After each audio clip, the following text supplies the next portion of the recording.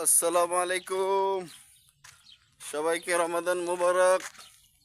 আজকে আর কোনো গাড়ি পাই না ইফতারি করার জন্য। আজকে আর কোনো গাড়ি নেই। আগে তো প্রত্যেকদিন ইফতারি করার জন্য গাড়িতে করে যেতাম। আসলে মসজিদ তো অনেক দূর, যাইতে প্রায় আধা ঘন্টা সময় লাগবে। আপনি মসজিদে যদি যান হেঁটে গেলে আধা ঘন্টা সময় লাগবে। আসলে রোজা থেকে তো আর আধা ঘন্টা হেঁটে যাওয়া সম্ভব না। তো যাচ্ছে এক বন্ধুদের কাছে, দেখি এখানে আসলে গাড়ি পাওয়া যায় কিনা।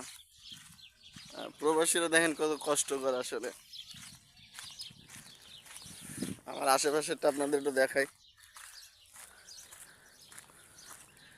অলরেডি আমি 10 মিনিট হেঁটে আসছি এত দূর। ওখান থেকে হেঁটে আসছি 10 মিনিট।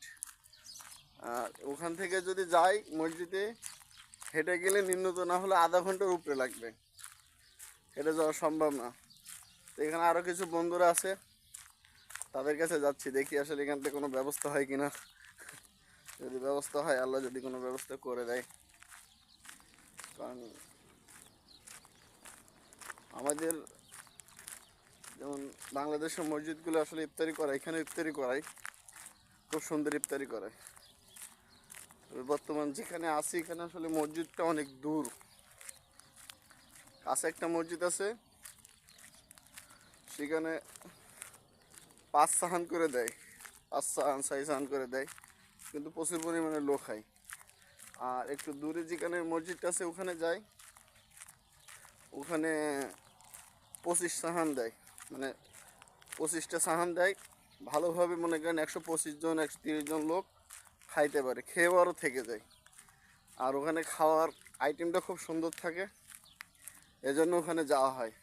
আপনার একদিন চিকেন 65 দিব, একদিন কো মুরগির রান দিব, একদিন কো মাছ দিব, আজকে মাংসর দিন। তো আমরা ওখানে রেগুলার কাস্টমার, প্রত্যেক দিন ওখানেই যাই খাওয়ার জন্য। তো আমার কিছু বন্ধু এখন ওখানে দাঁড়িয়ে আছে। ও যে ওখানে দাঁড়িয়ে দেখা যাচ্ছে না, অনেক দূর ওখানে দাঁড়িয়ে আছে। আমি হাঁটি হাঁটি তাদের কাছে যাচ্ছি। যদি গাড়ি আসে তাহলে গাড়ি করে আর কি মসজিদে যাবো ইনশাল্লাহ। দেখা যাক আজকে নসিবে কি আছে। 13টা রোজা পর্যন্ত তো আসলে অন্য গাড়ি করে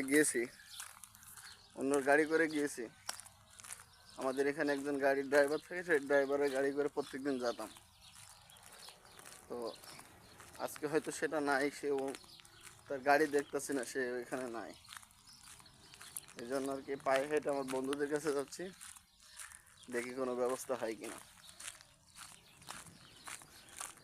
আমরা আসলে কত কষ্ট করি কল্পনাই করা যাবে না, পরিশ্রম আমরা করি রোজা থেকে। এই যে 20